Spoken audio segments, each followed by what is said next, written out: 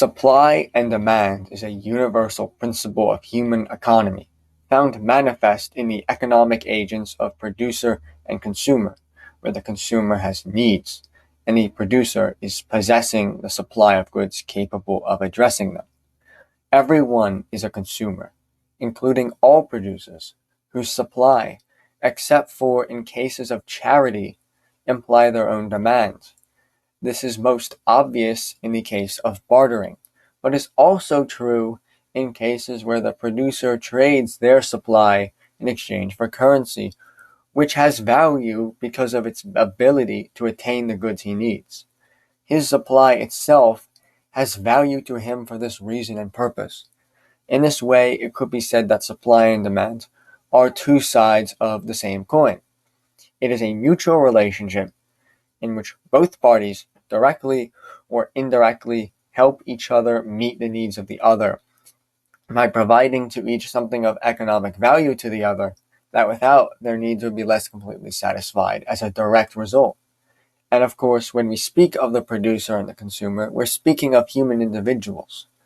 Producers and consumers exchange, but not every individual producer exchanges with every individual consumer, and vice versa.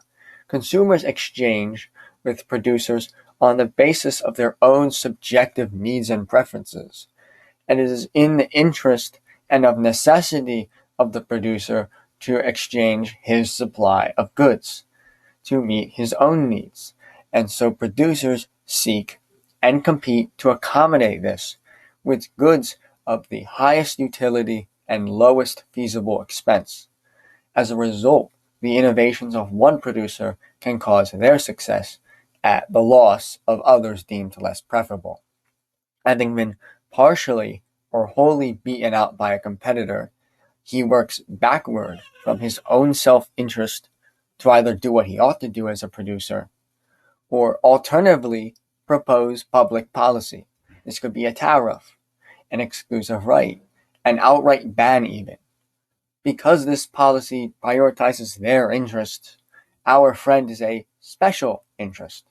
This transforms the producer into someone who does not provide economic value because they do not supply otherwise unmet needs, but they're someone who reintroduces them artificially to collect rent. Because the consumer is being held hostage and also losing the comparative advantage of the restricted producer, they're also being directly harmed. And this all requires the barrel of a gun, which is held in a hired hand the whole of society pays for. And as a result, a man's economic position is tied to the barrel of a gun, and the barrel of the gun is further married to economic position.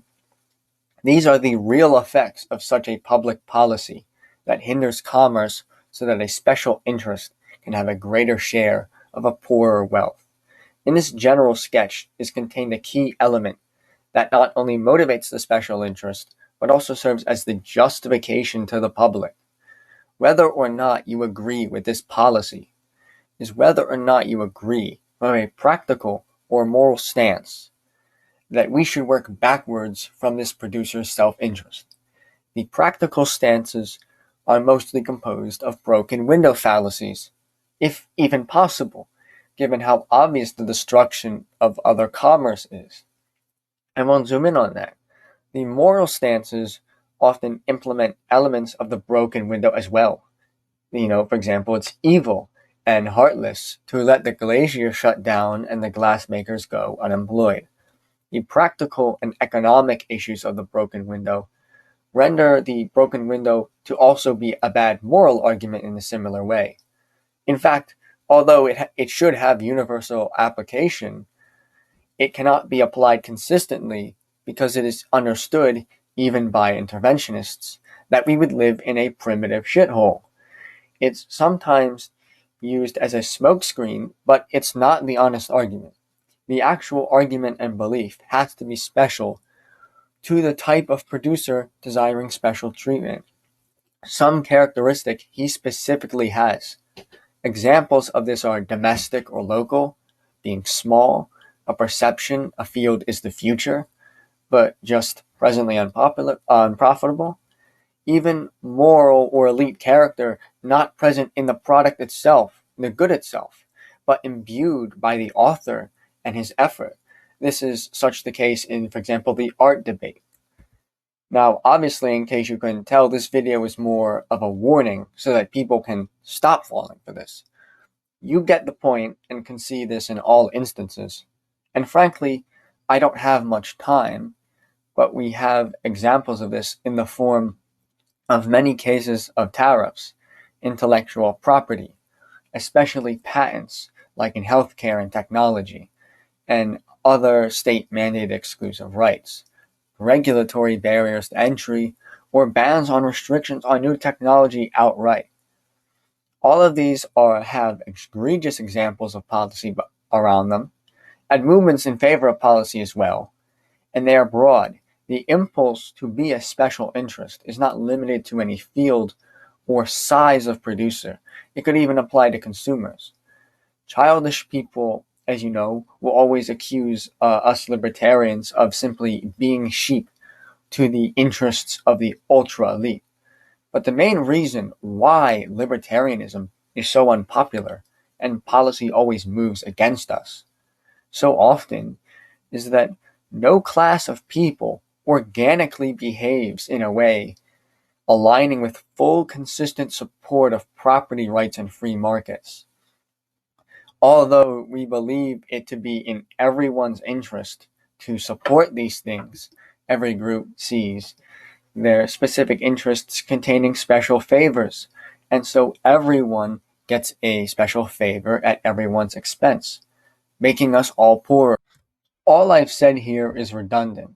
It could be more simply said that all those who oppose progress in the conditions of human living are a particular interest that demands rent from those difficulties.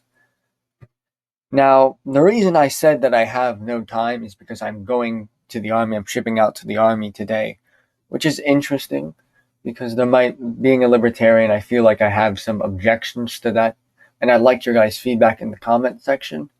Now, I'm not going in a combat role. Well, nothing ever happens anyways, but I'm going in a special role because I'm a special boy, of course. But my main concern is about being a burden on the public budget. I very much don't like being a burden. However, it is true that I am being paid by the budgeteer because they place value on my services. And although, the people who pay taxes to that budgeter would still prefer not to, and I'm really not going to be providing any sort of value to the economy whatsoever. But again, that budget is the result of people voting for it over and over again, although I don't particularly care much for democracy.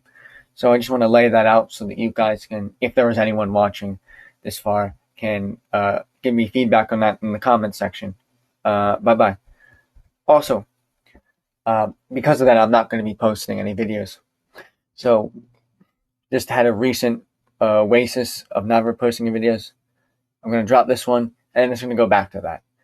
When I do get back, what I probably will post about is how Keynesianism, I noticed the impact of Keynesianism in Mosley's politics. And I know that it's the Lulbert orthodoxy to mainly pin it on Marx, but I really want to talk about Mosleyism as the political manifestation of what Keynesianism is in the context of Keynesianism, and how Keynesianism is an important part of fascism. So I guess I'll post that when I have time. Certainly might take a while, because even if I have limited free time, that's, I would need quite a lot of time to put together the stuff to make that video. But it'll happen when it'll happen. Bye-bye.